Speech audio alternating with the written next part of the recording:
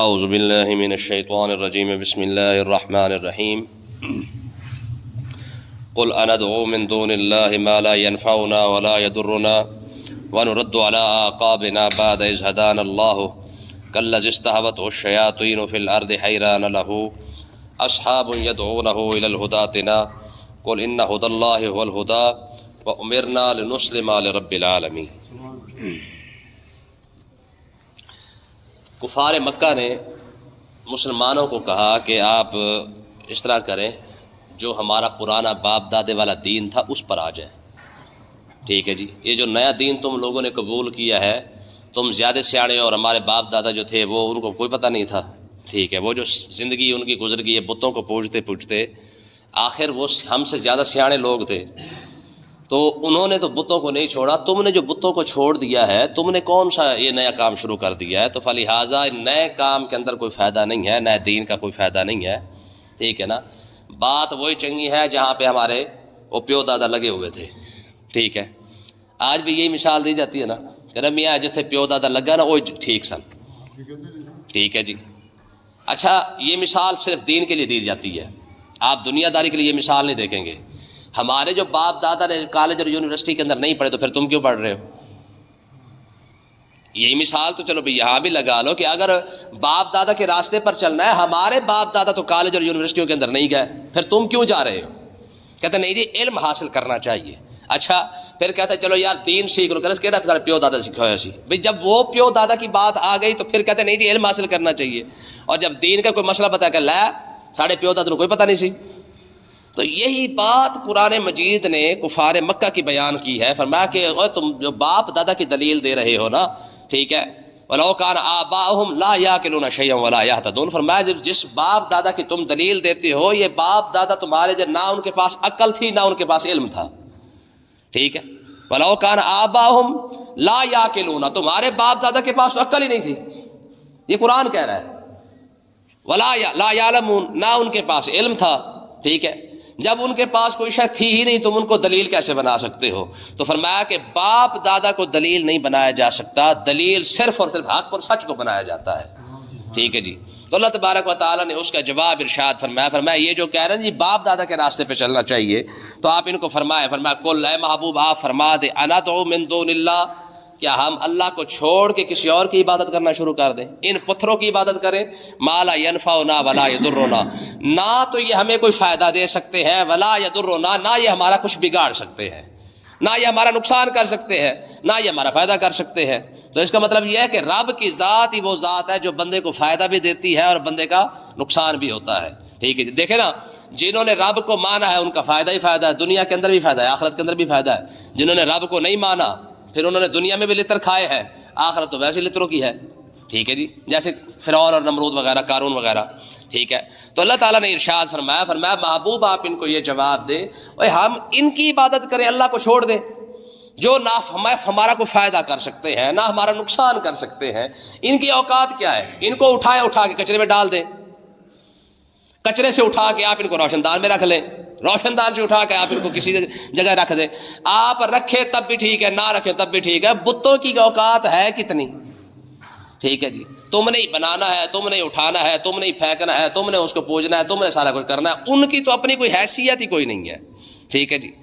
تو آگے دیکھیں فرمایا وَنُرَدُّ عَلَىٰ أَعْقَابِنَا بَعْدَ إِذْ هَدَانَا اللَّهُ، فرمایا کہ اللہ کی ہدایت آنے کے بعد، یعنی رب نے جو ہم کو ہدایت عطا فرمائی ہے، ہم اس ہدایت کو چھوڑ دیں، وَنُرَدُّ عَلَىٰ أَعْقَابِنَا، اور ہم سارا کچھ چھوڑ کر پھر تمہارے باپ دادا کے دین پر پلٹ آئے، پھر دوبارہ بتوں کو پوجنا شروع کر دیں، میں اس کی مثال تو ایسے ہی ہو جائے گی، پھر کالذی، اس کی مثال تو پھر ایسی شخص کی طرح ہے، استہوته الشیاطین فی الارض حیران له اصحاب یدعونه الی الہدی ائتنا، یہ اللہ تعالیٰ نے ایک مثال بیان فرمائی ہے، میں کہ اگر کوئی شخص سفر کر رہا ہو اور کوئی شیطان قسم کا بندہ آ کے بندے کو ورغلا دے کہ میاں تو غلط راستے جا رہا ہے، اور بندہ اس کا کہنا مان لے، ٹھیک ہے، اب جب اس کا کہنا مانے تو اس کے جو ساتھی ہے، دوست ہے، وہ ساتھ والے اس کو سمجھائیں کہ یار ان کس کی باتوں میں نہ، ہم تجھے لے کے آئے تھے، ہم تجھے لے کے جا رہے ہیں، یہ جو راستے میں تجھے آ کر پڑ گیا ہے یہ تجھے غلط راستے پر لگا رہا ہے، میں حیران اللہ، اب وہ حیران ہو کے پریشان ہو کے کھڑا ہو کہ میں کس کی مانوں اور کس کی نہ مانوں۔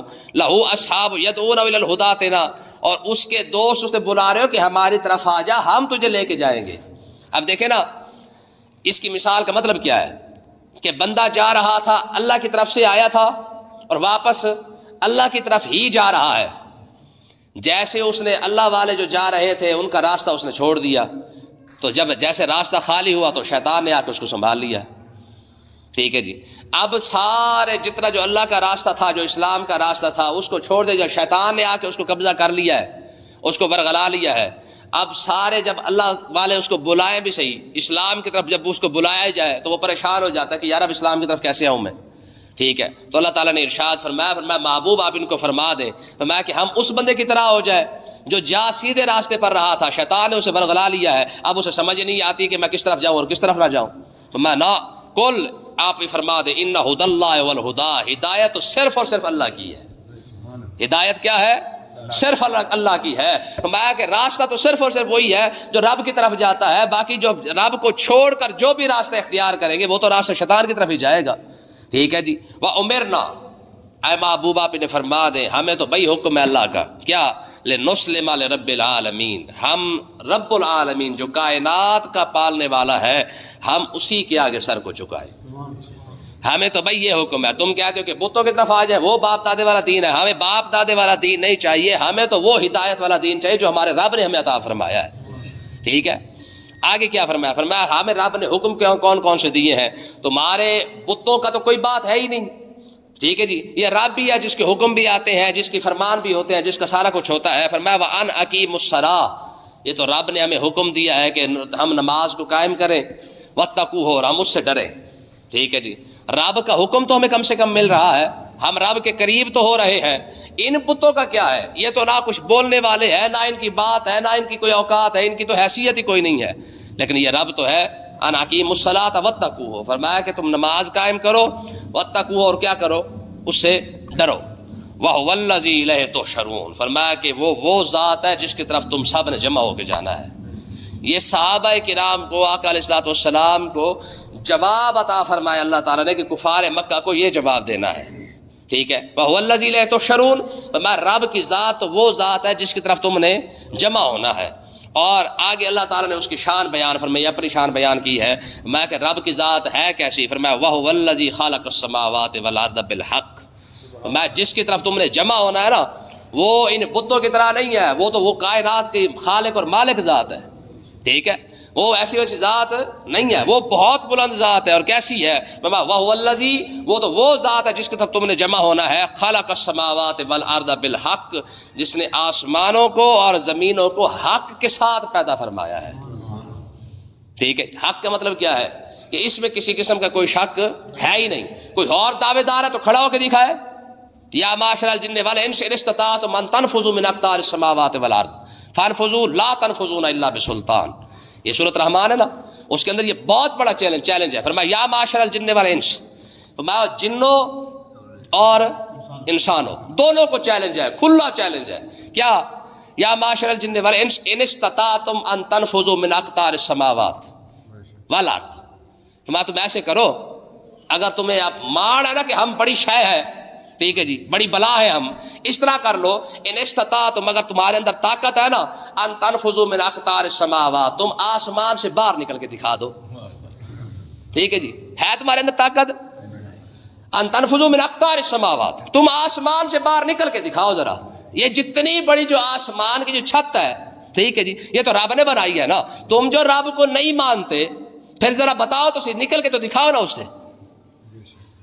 اب یہ اتنی بڑی بات ہے، آپ اندازہ کریں کہ بابا جی علیہ الرحمٰن خادم حسین رضوی صاحب کے پاس ایک بندہ آ گیا، کہنے لگا جی آپ دن رات انگریزوں کو برا بلا کہتے ہیں اور انگریزوں کی چیزیں بھی استعمال کرتے ہیں۔ یہ اعتراض عام لوگوں پر عام کیا جاتا ہے، لو جی اگر انگریز گندے تو آپ ان کا موبائل استعمال کرنا چھوڑ دیں، اگر انگریز گندے تو آپ ان کی گھڑی استعمال کرنا چھوڑ دیں، انگریز گندے ہیں تو آپ ان کی مشینری استعمال کرنا چھوڑ دیں۔ تو اب ظاہر ہم جیسا کوئی بندہ ہوتا تو پھر ہمیں تو کوئی جواب نہ آتا شاید اس کا، تو بابا جی کیونکہ بہت بڑے عالم دین تھے، شیخ الحدیث تھے، ٹھیک ہے، تو بابا جی کا جواب دیکھیں۔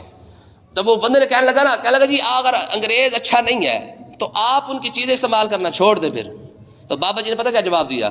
آپ نے ارشاد فرمایا ان انگریزوں کو جا کے کہہ دو کہ وہ ہمارے رب کی زمین چھوڑ دیں، ہم ان کی چیزیں چھوڑ دیں گے۔ سمجھ آئی نا؟ وہ ہمارے رب کی زمین چھوڑ دیں. کھاتے میرے رب ہمارے رب کا ہے, پیتے ہمارے رب کا ہے, زندگی جو گزارے وہ ہمارے رب کی ہے, یہ سارا کچھ وہ چھوڑ دینا, ہم ان کی چیزیں بھی چھوڑ دیں گے. تو اللہ تعالیٰ نے کتنا بڑا یہ چیلنج دیا ہے, فرمایا یا معاشر الجن والانس, دونوں کو چیلنج کر دیا, فرمایا انسان ہے چاہے جنات ہے, جو دونوں مل کے کیا کریں, ان تنفذوا من اقطار السماوات, تم ذرا آسمانوں سے باہر نکل کے تو دکھاؤ. ٹھیک ہے, یہ جو دعوے کی جا رہے ہم چاند پہ پہنچ گئے, ہم فلانی جگہ پہنچ گئے, فلانی جگہ پہنچ گئے, فرمایا کیا ہوگا کیا, اچھا کمال کی بات ہے, فرمایا ان تنفذوا من اقطار السماوات والارض, ایسے کرو زمین سے بھی نکل کے دکھا دو اور آسمان کو بھی چھوڑ دو, کوئی اور چھت ڈھونڈ لو اور کوئی اور زمین رہنے کے لیے جو ہے وہ ڈھونڈ لو, کیونکہ یہ زمین تو رب نے بنائی ہے, یہ آسمان بھی رب کا بنا ہوا ہے. لیکن آگے ساتھ ہی جواب ارشاد فرما دیا, فرمایا اس طرح کرو, کر کے کوشش کر کے دیکھ لو, لیکن ہوگا کیا, فرمایا فانفذوا لا تنفذون الا بسلطان, تم جہاں بھی جاؤ گے بادشاہی پھر بھی رب کی ہی ہوگی. ہاں, تم اگر دوسری زمین بھی ڈھونڈنا چاہو گے تو ٹیل کا زور لگا لو, وہ بھی ڈھونڈ کے دیکھ لو, دوسرا آسمان جا کے ڈھونڈ لو, اس آسمان کو چھوڑ دو. ٹھیک ہے جی, لیکن ہوگا کیا, میں فانفذوا لا تنفذون الا بسلطان فبأي آلاء ربكما تكذبان, میں تم جہاں بھی جاؤ گے الا بسلطان, بادشاہی پھر بھی رب کی ہے. ٹھیک ہے جی. ہاں آگے دیکھیں جی, تو اللہ تعالیٰ نے ارشاد فرمایا, فرمایا جس کے پاس تم نے جمع ہونا ہے وہ ہستی کون سی ہے, فرمایا وَهُوَ الَّذِي خَلَقَ السَّمَاوَاتِ وَالْأَرْضَ بِالْحَقِّ, وہ تو وہ ذات ہے جس نے آسمانوں کو بھی پیدا کیا ہے, زمین کو بھی پیدا کیا ہے اور حق کے ساتھ پیدا کیا ہے. اور اگلی شان اس کی کیا ہے, یہ ساری اس کی شانیں بیان کی گئی ہیں. اور دوسری شان اس کی یہ ہے یوم یقول کن فیکون, میں اس کی دوسری شان یہ ہے جب وہ کہتا ہے نا, جس دن کہے گا نا کن ہو جا تو فیکون وہ ہو جائے گا.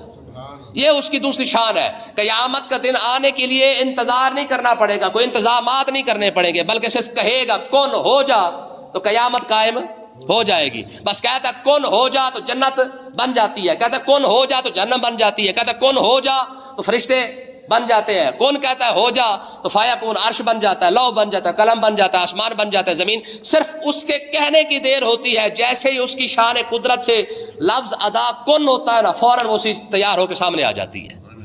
سمجھ آئی نا, فرمایا یہ اس کی شان ہے کن فیکون. جب بھی کہتا نا کن ہو جا, جس چیز کا ارادہ فرماتا ہے, انما امرہ اذا اراد شیئا, میں جب وہ کسی چیز کا ارادہ کر لینا اس شے کو صرف حکم ہی دیتا ہے. جب کوئی چیز بنانا چاہے تو اس کے لیے کوئی ڈیزائن نہیں بنانے پڑتے, کوئی انجینئر نہیں منگوانا پڑتا, اس کے لیے کیا کرتا ہے, صرف اتنا ہی کہتا ہے کن, بس. جنت کا ارادہ کر لے تو جنت تیار, جہنم کا ارادہ کرے جہنم تیار, عرش کا ارادہ کرے عرش تیار, لوح کا ارادہ کرے وہ تیار, کون کا ارادہ, کرسی کا ارادہ کرے, ہر جو چیز بھی جس چیز کو وہ بنانا چاہتا ہے صرف اس کے لیے لفظ کن استعمال کرتا ہے, فوراً وہ شے تیار ہو جاتی ہے. ٹھیک ہے جی. آگے دیکھیں جی, میں قولہ الحق, فرمایا اس کی وجہ یہ ہے کہ اس کی ہر بات سچی ہے, اس کی ہر قول سچا ہے. وَلَهُ الْمُلْكُ, بادشاہی بھی اسی کی ہے, بادشاہی بھی, ہاں بات بھی اسی کی سچی ہے, بادشاہی بھی اسی کی ہے. ہاں یوم ینفخ فی الصور, فرمایا اس دن بھی بادشاہی اسی کی ہوگی جس دن سور پھونکا جائے گا. زمین میں تو بادشاہی ہے ہی اسی کی, آسمانوں میں تو بادشاہی ہے ہی اسی کی. ٹھیک ہے جی. فرمایا لیکن جس دن سور پھونکا جائے گا اس دن بھی بادشاہی اسی کی ہوگی. اب قرآن مجید آپ اٹھا کے دیکھیں نا دوسری جگہ پہ, لمن الملک اليوم, قیامت کے دن اللہ تعالیٰ خود ارشاد فرمائے گا, جب سارے بزم معاشر کے اندر لوگ کھڑے ہو جائیں گے نا تو اللہ تعالیٰ فرمائے گا, فرمایا لمن الملک اليوم, فرمایا بتاؤ نا ذرا آج کس کی بادشاہی ہے. حدیث پاک کے اندر آتا ہے 40 سال تک جواب کوئی نہیں آئے گا, چپ کر کے لوگ کھڑے رہیں گے. ٹھیک ہے, 40 سال تک خاموشی کے ساتھ کھڑے رہیں گے, 40 سال تک یہ آواز گونجتی رہے گی لمن الملک اليوم, آج بتاؤ کون بادشاہ ہے. اور حدیث پاک کے لفظ ہے این المتکبرون, ما تکبر کرنے والے کہاں مر گئے, این الجبارون, وہ میں کرنے والے کہاں ہیں کہ میری فلانی شاید ہے, میری فلانی شاید ہے, میں فلانی شاید, میں فلانی شاید. اس وقت یہ رب فرمائے گا, فرمایا این المتکبرون, وہ تکبر کرنے والے, وہ میں کرنے والے, وہ چودھری وڈیرے خان اپنے آپ کو بڑی کچھ سمجھنے والے آج کہاں ہیں. لیکن 40 سال تک جواب کوئی نہیں آئے گا. پھر خود ہی فرمائے گا, فرمائے گا للہ الواحد القہار, بس آج ایک ہی بادشاہ کی بادشاہی ہے. ٹھیک ہے جی. اور ہے کیسا عالم الغیب والشہادہ، اس کی اگلی شان یہ ہے میں قیامت کے دن کا مال بادشاہ بھی وہی ہے، عالم الغیب والشہادہ، اور جو تم دیکھ سکتے ہو اس کا جاننے والا بھی وہی ہے، جو کائنات کی آنکھوں سے چھپا ہوا ہے اس کا جاننے والا بھی وہی ہے۔ ہاں، سب چیزوں کا علم اسی کے پاس ہے۔ وَهُوَ الْحَكِيمُ الْخَبِيرُ، وہ حکمت والا بھی وہی ہے، خبر رکھنے والا بھی۔ ہر شے جو بھی کائنات کے اندر ہے سب کی خبر اسی کے پاس ہے، اور کس کو کس طریقے سے چلانا ہے یہ حکمت بھی صرف اور صرف اسی کے پاس ہے۔ اللہ تعالیٰ سمجھنے کی توفیق عطا فرمائے۔